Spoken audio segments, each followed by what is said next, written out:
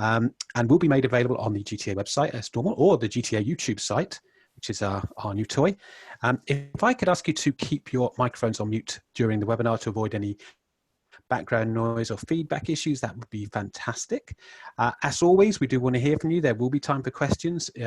Please feel free to shout them out at the end, or use the Zoom group chat, which can be accessed through the chat button at the bottom. I'll keep an eye on that so I can facilitate that for Holly. And for those of you who have been just joined while I've been speaking, welcome, and I'm absolutely delighted to introduce.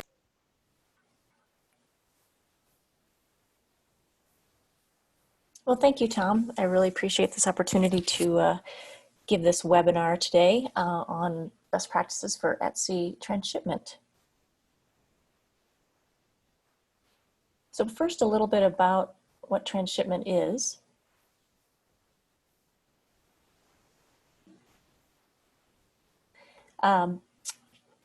Transshipment is widely used in distant water longline fishing fleets, primarily, well, in all oceans actually.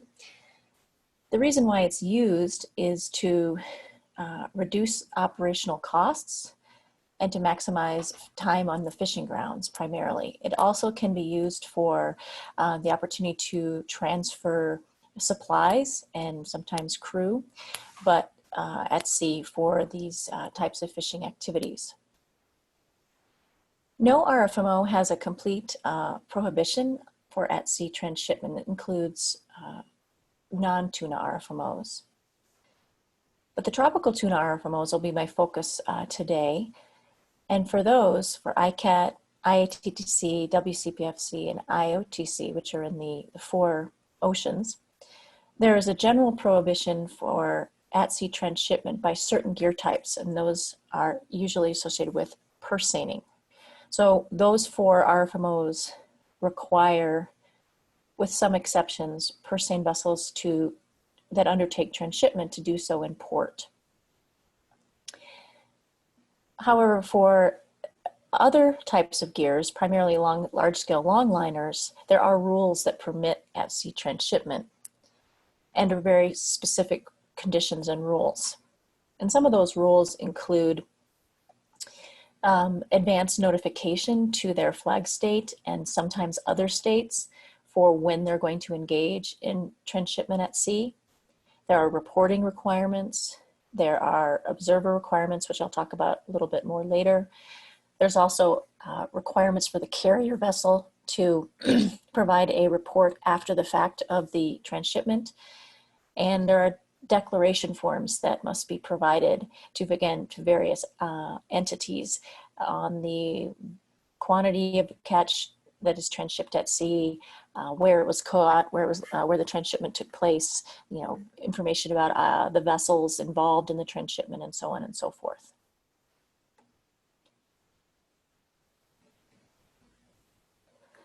So what are the problems, some of the problems with at-sea transshipment? I mean, there's probably many of you have heard about some of these problems. One of the issues is because this activity takes place far from land or ports, it makes it difficult for there to be effective monitoring, control, and verification and management of this practice. So therefore, the result is that transshipment at sea can occur in essentially what is a black box.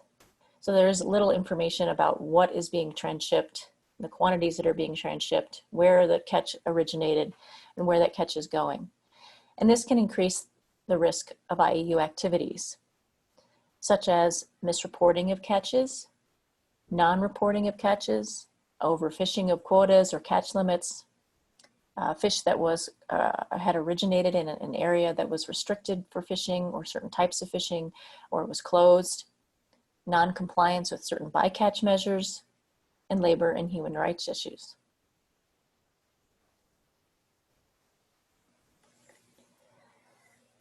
The number of transshipments by year, this is shows you how this practice is increasing globally.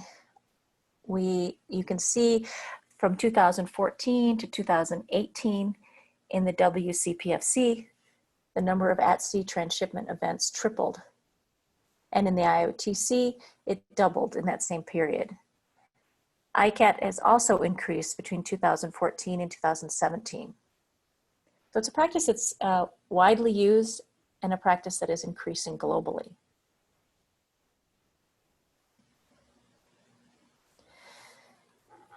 And so I just want to talk a bit about a set of issues with transshipment at sea. First is weak compliance. For example, in 2018, this is information from the IOTC compliance reports. Out of 1,300 transshipment events, there were approximately 250 reported infractions. There's a reported 62% level of compliance with the IOTC rules by IOTC contracting parties, and this is majority looking at whether or not they provided the required documentation and reporting or notifications under the IOTC rules. And 6 out of the 7 fleets that transshipped, so 86% of those that are engaged in transshipment in the IOTC had vessels with 1 or more repeated infringements. That means they had the same problem again and again that was picked up by the Transshipment Observer Program in the IOTC. There's also insufficient regulations in the RFMOs, and that's what has really resulted in the development of these best practices that I'll be talking about today.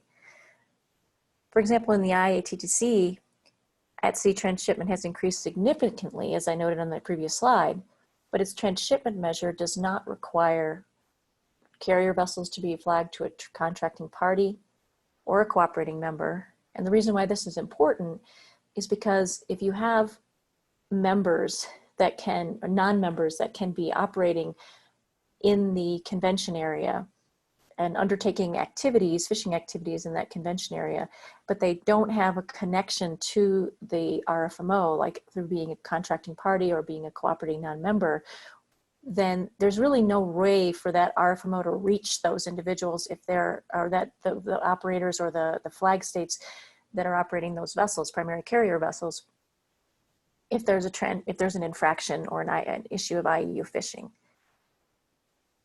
Also, in the IATTC, reports are not required to be submitted in near real time. And this is true in many RFMOs. There's a 15-day requirement for the carrier vessel to provide data on the transshipment declarations, and there's other delays in the submission of reports. And also, the carrier and observer reports are not required to be shared with all the appropriate authorities. And I'll get into that a little bit more in slides to come. In addition, there's a lack of effective monitoring of at-sea transshipment activities. In most cases, the observers are usually deployed on the carrier. All of the tuna RFMOs have transshipment observer schemes. IATTC, IOTC, and ICAT have, these schemes are run by an external consultancy, and the WCPFC's scheme is part of its regional observer program. And also, the current observer coverage of non-purse seine vessels is approximately 5% in all. It's a minimum of all of the RFMOs. And so RFMOs are unable to really verify where that tuna was transshipped at sea and where it was harvested, because you have a low level of coverage on the longline vessels, and you have only the observer being deployed on the carrier. And electronic monitoring is not yet required by tuna RFMOs, but there is some progress there with the development of standards for electronic monitoring, and that holds promise for increasing the level of monitoring on this activity at sea and other types of vessels that are not currently that do not currently have a high level of coverage.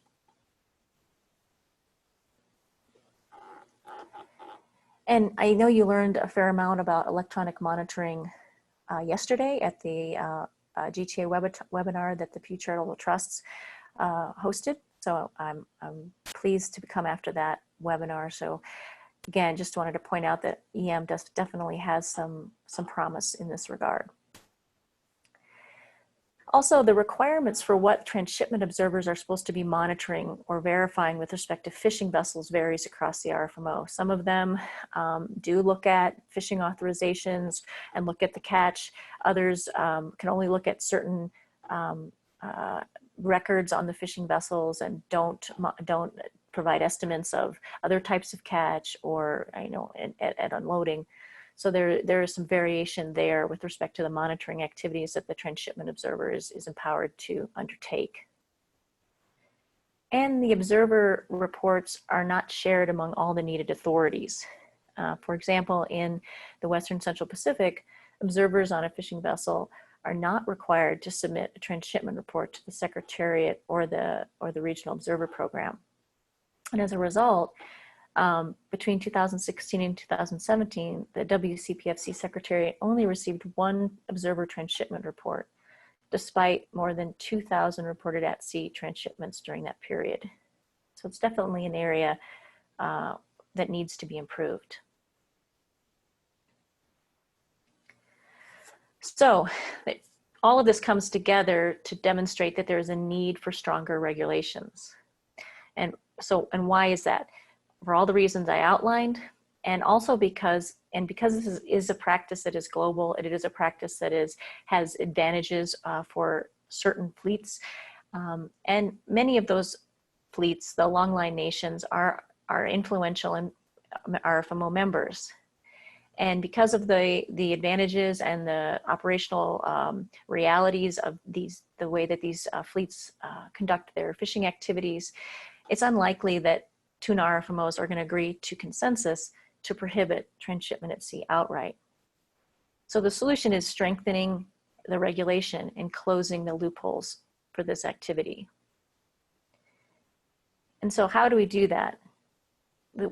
For those of us in the NGO community, our approach is to advocate for the adoption of best practices at RFMOs and to work with our stakeholders, members of the market community, national governments through RFMOs to seek strengthening of these regulations. So what are the best practices that were developed by the NGO Tuna Forum? ISSF was very pleased to work with the Pew Charitable Trusts because we had both separately developed a set of best practices to reform at-sea transshipment. And as members of the NGO Tuna Forum, we then collaborated with others and other NGOs in the Tuna Forum to develop a set of best practices for well-managed transshipment. These were recently renewed and revised and renewed this year. And I'm very happy to say that those best practices have been endorsed by 13 NGOs and they're listed there, and that the GTA also supports these best practices.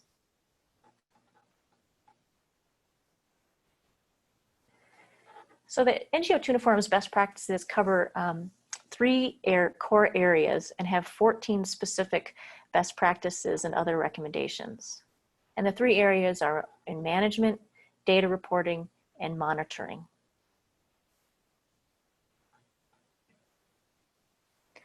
So for improving management, the best practices recommend that RFMOs prohibit vessels from acting both as a fishing vessel and a carrier vessel on the same trip.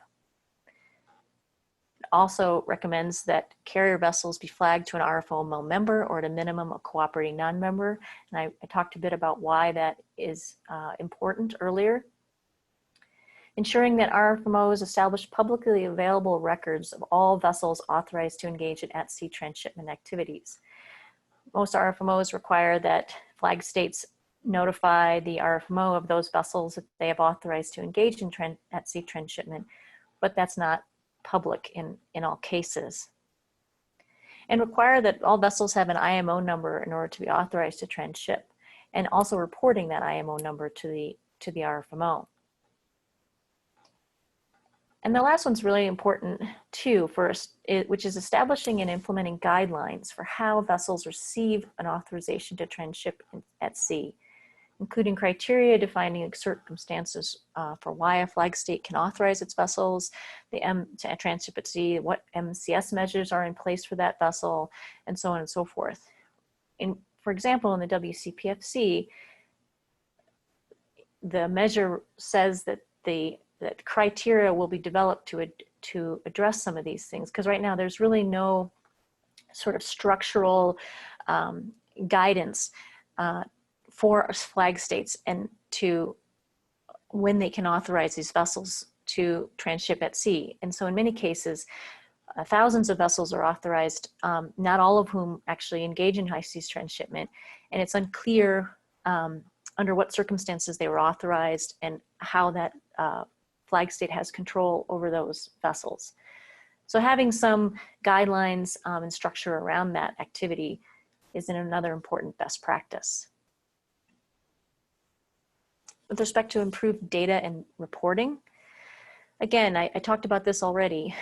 It's important to require information on all at-sea transshipment events, such as the pre-event transshipment event notifications, the declaration, the documents that need to be filled out, having the observer reports being sent to all the relevant actors, whether it's the RFMO secretariats, the flag states of the vessels, coastal states, port states, and having this information also summarized and reported publicly by the RFMO. Right now, for most RFMOs, the advanced notification requirement, which is the notification the vessel gives to its flag state and in some cases other authorities before it's going to undertake at-sea transshipment, is usually 24. I think it's 24 hours in all cases. Our best practice recommendation is that it be at least 48 hours. And the reason for that is that it would give the opportunity for coastal states and other entities to deploy monitoring, control, and surveillance assets to the area if they wished to monitor that activity. 24 hours doesn't really allow enough sufficient time for that to occur. And mandate that all post-activity declarations and observer reports be provided to all the relevant authorities. Ideally immediately, but at least no greater than 24 hours after the event, as opposed to now when some of those paper reports don't have to be provided until 15 days after the transshipment event. And then establish procedures to share data among, again, various actors, whether it's the flag states, coastal states, port states, and RFMO secretariats. And this is more detailed data than, in some cases, there are MOUs between RFMOs, but it's summarized information typically. But there should be procedures to share more detailed data to allow for verification across RFMOs, particularly where RFMOs share convention areas or have overlap areas like in the Western Pacific and the Eastern Pacific. And this is on, position reports, observer reports, reported catch, because some vessels will catch fish in one part of the ocean, like in the Western Pacific, and move into the IATDC, for example. And so having a more detailed exchange of information would allow for a more consistent and harmonized regulation of the transshipment and better verification of the documentation and catch information. In addition is improved monitoring. So requiring that all vessels that are authorized conduct at-sea transshipment have an operational VMS on board is a very important one. And not only just having the VMS system on board and working and reporting, but having those position data provided to the RFMO secretariats. Right now, when there is VMS on board, with the exception of the WCPFC, those position reports go to the flag states and may also eventually end up with the RFMO secretariat, but it's not in near real time. Also requiring the use of AIS in the case of VMS unit malfunction. This provides an additional layer of verification and visibility and transparency for these practices that are occurring on the high seas, and in many cases far away from coastal states. And then requiring 100% observer coverage, and this would be either human or electronic. And this is where the electronic monitoring is really important, and where the growth in that technology has some opportunity to provide great value to improving the management of at-sea transshipment activities. This would allow increasing the observer coverage. In this case, we're talking about 100% on both the fishing vessel and the carrier vessel. As I noted before, in most cases, the observer is deployed on the carrier vessel unless it happens that the fishing vessel that has a 5% minimum coverage requirement happens to also at that particular moment be carrying an observer. So this is, again, another place where having that increased observer coverage across always on both vessels, whether it's human or electronic, would greatly increase the oversight of this activity. And going hand in hand with this is requiring binding measures and specific training to ensure that those human observers can conduct their activities safely. And here we note in the forum's best practices, the policies and recommendations to improve the safety of fishers observers deployed in tuna fisheries that was developed by Fishwise. And it's a very good document, a comprehensive document, and it's one that we recommend that RFMOs look at this and using this to be developing very specific measures and training. Because again, many of the observer programs are developed around fisheries activities, not necessarily transshipment activities, they don't always have this as specific training and safety procedures, which we recommend to ensure the safety of those people who are undertaking these activities under difficult circumstances on the high seas. And ensure that there's a mandate for binding data collection protocols for transshipment observers, including data that can be used for scientific as well as compliance purposes. And I noted this earlier in the presentation, transshipment observers are not, in all cases, it varies the amount of information that they can collect other than just on the transshipment event itself, as opposed to using that opportunity to collect information on the activities of the fishing vessel or the catch or the authorizations and other types of documentation. I won't go through the next two slides in great detail. I'm sure you will see these. You can look at them in more detail after the webinar when these are posted on the GTA's website. These are what we call snapshots. These are documents that ISSF creates and keeps up to date every year. The top row are the best practices that ISSF has identified and then now are also reflected in the best practices of the NGO Tuna Forum. And what we then do is we go through each of the 5 tuna RFMOs and look at how their current practices stack up against those best practices. And then we amend these as the RFMOs take steps to improve their transshipment practices. And you can see, like in the IOTC and WCPFC, as of February of this year, there's certainly still room for improvement in these RFMOs with respect to these best practices. And the same is true in IATTC and ICAT. We also track CCSBT. I'm just not showing that in this particular presentation because we're focusing on the tropical tuna RFMOs here.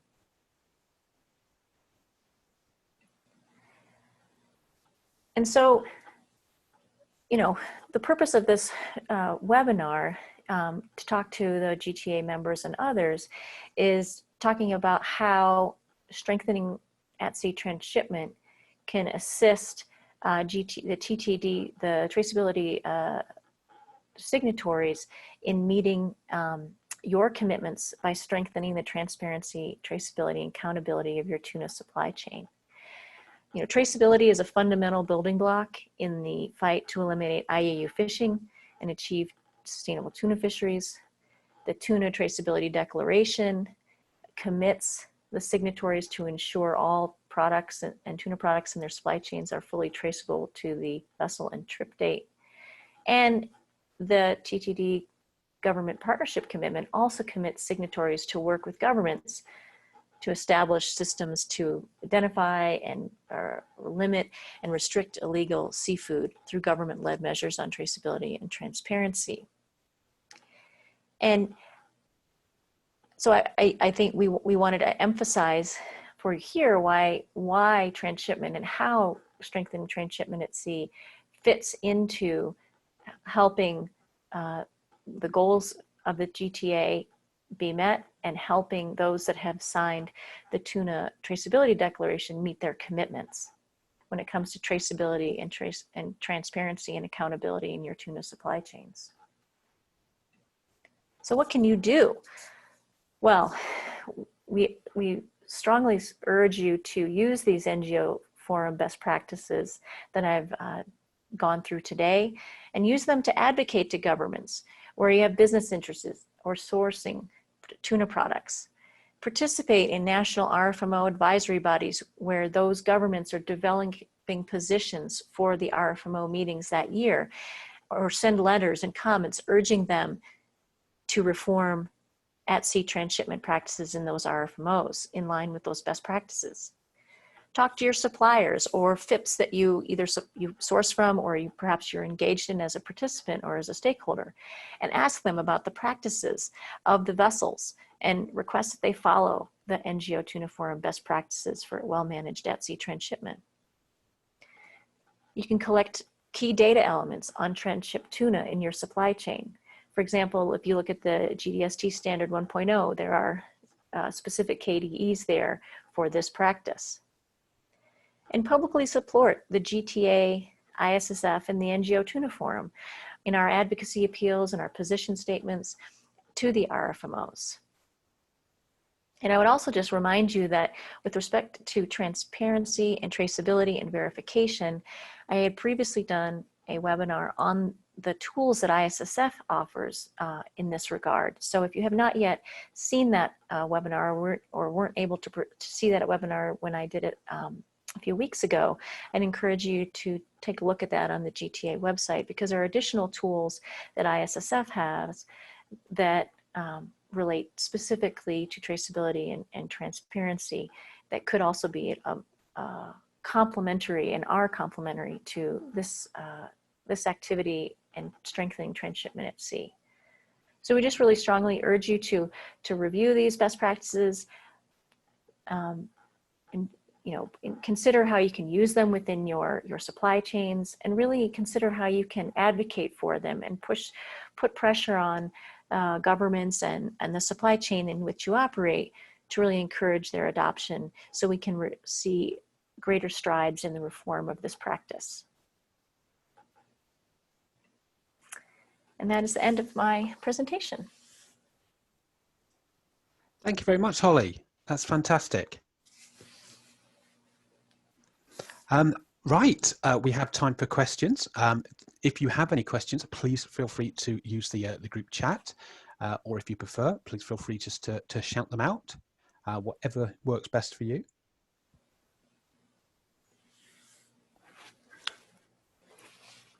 Okay, one question. Is it a particular challenge for particular areas of the world, Holly, or is it generally, do the challenges, are they pretty much similar in all the RFMO regions? Oh, that's a good question. I think the challenges are pretty much the same in all regions. I think there are some regions where perhaps the fisheries are more remote, that there's less opportunity for our vessels to come into port. Or in particular, I think one of the areas that could be more challenging is where there's overlaps in jurisdiction. As I mentioned, in the IATTC and WCPFC, we have convention areas that overlap, and that can make it a little challenging just from a kind of a regulatory framework. They do have a system for addressing that, but again, it can add an extra layer there. But I think the issues are similar across the board in terms of the reasons for the practice and the needs for reform across the oceans. Great, thank you. Oh, great one here. Is there a single biggest change that Holly would suggest implementing? Yes, personally, the world according to me, I think that if we could get electronic monitoring and we could get 100% observer coverage of either electronic or human, well-trained, and clarity in the tasks and the information that's collected, and that information is because it can be done so through electronic means, using near real-time reporting, I think that would really be a game changer. Yep. Absolutely. A question, is transshipment in ports a solution? Well, I mean, that is certainly something that is strongly encouraged. I mean, all of the RFMOs encourage transshipment, and other than for purse seining, because as I mentioned, purse seining is to take place in ports under the RFMO regulation, the tropical tuna RFMO regulations. But for other gear types, it's encouraged to take place in port. And it's certainly, I mean, on the one hand, it is a solution in the sense that it would allow for greater oversight, because the vessels would come into port, inspectors could get on the vessel, they could, have much more visibility into the practices of the vessel and review documentation. It could happen more quickly as opposed to with the time delays that there are right now.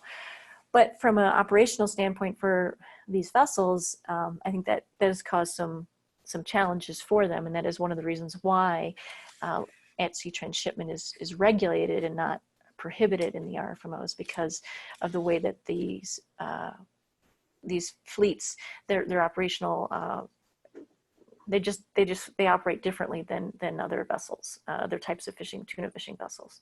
So I guess it's sort of, it is and it isn't, in the sense that depending on how you look at it, whether if you're looking at it from a regulatory standpoint or you're looking at it from a fleet operational characteristic standpoint. Thank you very much. Another one here from Chris. I understand the focus on longliners, but do you have any thoughts on the risks for transshipment at sea for more artisanal gears? Some pole and line fleets anecdotally use motherships to aggregate catches that are essentially at-sea transshipments. Are these usually considered more out of scope by RFMOs? That's a good question. I don't know if they're considered out of scope or if they're just one of those things that have just not come under the purview, hasn't been elevated as an issue, because most RFMO regulations for at-sea transshipment are focusing on large-scale long-line vessels, so vessels over 20 meters, or if there's a requirement, but in many cases what that means is over 20 meters. And so I don't know if it would necessarily be out of scope from an RFMO governance standpoint, but it perhaps is out of scope right now because it's not something that's been identified as an issue or as a potential problem area. Great, thank you. Is there one or two key things that members of the supply chain can do with their supply chains to advance this? So sort of beyond the advocacy side, so it's more internal things that they can do to support this. So beyond the advocacy side, yeah, I think one thing is to better understand your supply chain and know, what sources are coming or potentially coming from, that has been, sourcing from vessels that have transshipped at sea, and better understanding that part, and then working within your supply chain to ensure there's better visibility on and data collection on those activities. For example, under ISSF conservation rules, we have a conservation measure that requires that the ISSF participating companies ensure that tuna that they've sourced from a vessel has engaged in at-sea transshipment has been observed. So they need to get that observer report that's signed by the observer. So there are ways that you can, in your own supply chain, to take steps through perhaps internal checks and requirements that you may choose to do as a business to increase the visibility or strengthen the regulation, at least in your own supply chain, and of this practice. Great, thank you very much. Do we have any other questions from anyone?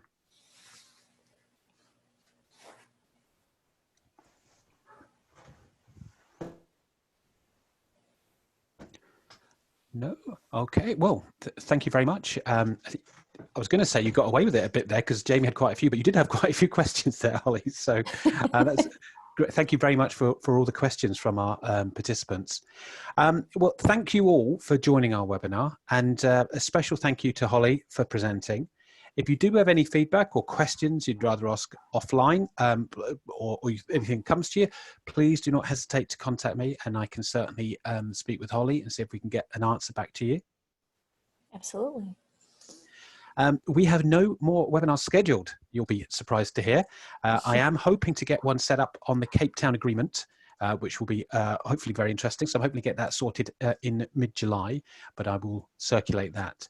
So I would just like to thank everyone for joining us, and the presentations has been recorded and it will be uploaded to the GTA website and the YouTube channel, and as will the slides as well. So a final thank you to Holly, and thank you to everyone for joining us. Thank you, Tom. And I'll speak to you all soon. Thank you. Thanks, Tom. Bye-bye.